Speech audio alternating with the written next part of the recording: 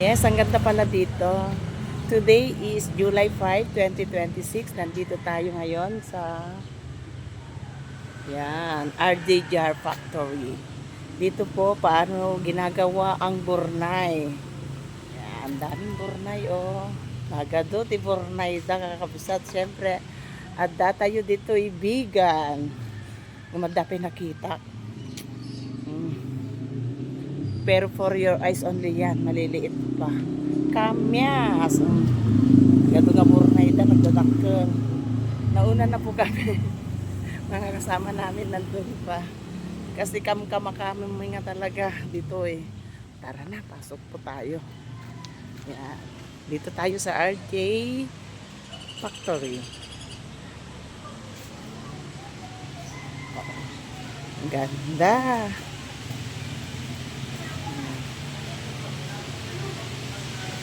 Yan. Mga products nila. Ma'am, ano po dito? Vegan, di ba? Vegan. Para naman ma-experience ni Rambo ang gagawa ng butter or pagburnayan.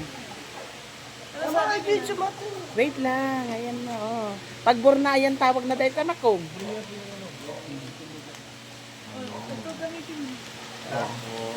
Nauna na kami. Where is your gimba? Tapos kapag naka-prepare na po yung clay,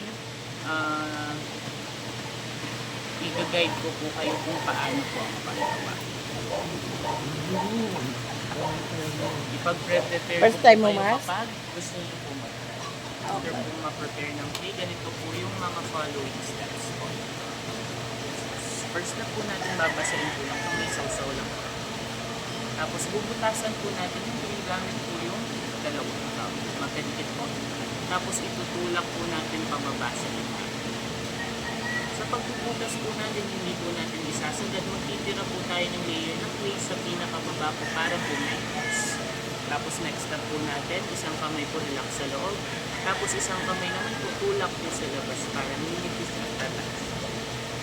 Ang galing, no? Kung napapansin niyo po, yung clay po natin ay tumataas na po ng dahan-dahan. Tapos kapag kayo po yung gumagawa, mararamdaman niyo po yung pagnipis. Tapos ngayon po yung clay po natin ay mataas at manipis na po. Next step po natin ay mag-form po tayo ng neck gamit po yung part na to ng kamay. Sasakalin po natin ng dahan-dahan sa bandang ibabaw. For the neck. Tapos mag-a-apply po tayo ng light na pressure sa pinakababa para po magkaroon ng konting curve.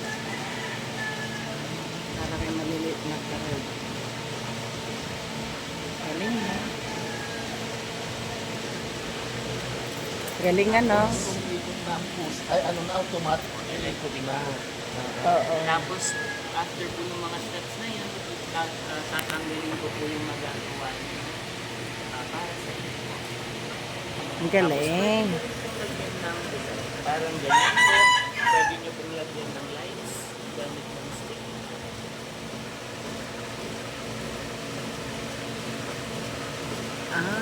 Yun pala ang ginagamit. Tapos after naman po ng ikot, pwede nyo pong lagyan ng shape sa ibabaw. Pwede nyo pong lagyan ng heart, star, flower, o kahit ano pong gusto nyo, pwede po natin subukan. Meron na po tayong simple na one. Wow, galing. Ganun lang pala. Wow. Para po sa demonstration guys, na matanggap po kami ng donation, ito na lang kailangan. Tapos, Donation. Ito yung donation nila.